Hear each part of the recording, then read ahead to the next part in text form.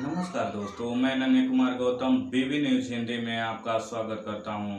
हाल ही में एक खबर निकल कर आ रही है जो ऊर्जा से जुड़ी हुई है। ऊर्जा का स्रोत आप 2 या 3 दिन के अंदर देखे होंगे कि जो लाइट है, हमारी लाइट लगभग बहुत कम मात्रा में उपभोग करने को मिल रहा है। यहाँ तक कि लाइट रात को इतना काट रही है और इस लाइट को काटने की वजह क्या है, तो इसके विषय में आज बात किया जाएगा। तो इसका कारण यह है कि भारत जिस ईंधन पे जिस ऊर्जा पे टिकी हुई थी वो ऊर्जा में कमी आई है। यहाँ तक कि हम जिस पर उस ऊर्जा की बात कर रहे हैं, जो ऊर्जा हमारा जो खनिज जो कोयले की खदान है, खदानों में कुछ कमी आई है और कमी के कारण हमारे कोयला धीरे धीरे खत्म हो रहा है। तो इसके वजह से हमारे हर राज्य के जो इलेक्ट्रिसिटी हैं वो धीरे धीरे ठप हो रही है। बहुत सारे इलेक्ट्रिसिटी बंद हो चुके हैं। यहाँ हर राज्य के मुख्यमंत्रियों ने प्रधानमंत्री नरेंद्र मोदी जी को यह सूचना पहुंचाने का प्रयास किया है कि कोयला खत्म हो रहा है। अगर कोयला खत्म का बंदोबस्त नहीं किया जाएगा तो पूरा देश अंधकार में डूब जाएगी। तो ये बहुत बड़ी खबर आ रही है। जिस प्रकार से आप देखते हैं कि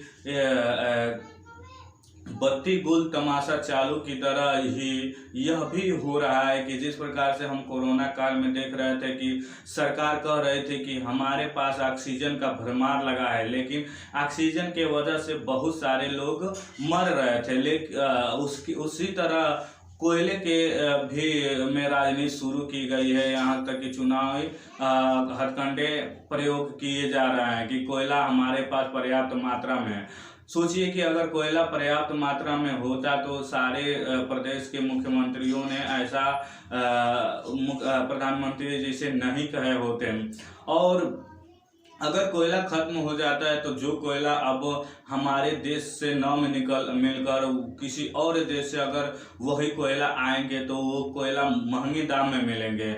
अगर महंगे दाम में मिलेंगे तो हमारी इलेक्ट्रिसिटी का जो चार्ज होता है वो भी महंगा हो जाएगा। और महंगा होने के कारण हम कहीं ना कहीं राष्ट्रभक्त बनने के लिए या देश हित में सोचते हुए कुछ न कुछ अपने पॉकेट में पैसे टटोलेंगे, जिससे हम वह पे करेंगे। यहाँ तक कि चलन आ रहा है कि जो बीजेपी के समर्थक लोग होते हैं या जो राष्ट्रवादी लोग हैं, वो उन लोगों के लिए पेट्रोल के महंगे हो जाने पर भी किसी सरकार को वो दोषी नहीं ठहराते हैं।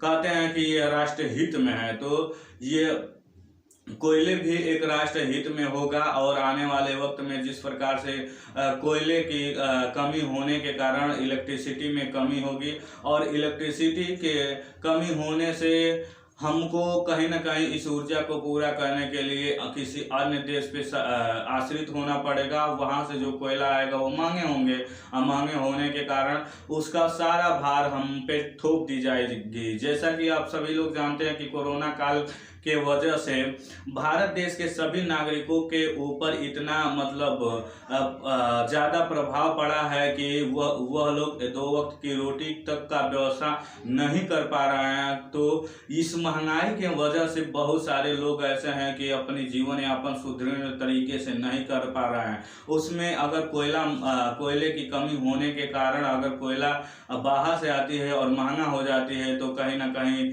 भारत देश के सभी नागरिकों के लिए यह बहुत ही बड़ा संकट के रूप में देखा जाएगा। यहाँ तक कि इलेक्ट्रिसिटी भी कम मात्रा में मिलेगी और हम कहीं ना कहीं भारत देश के काफ़ी हिस्से अंधकार में डूब जाएगी। तो ये रही बात के कोयले से जुड़ी न्यूज़। अगर अच्छी लगी तो लाइक करें, सब्सक्राइब करें और वेलकम घंटी जरूर दबाएं, जिससे आपको टाइम टू टाइम नोटिफिकेशन मिलता रहे।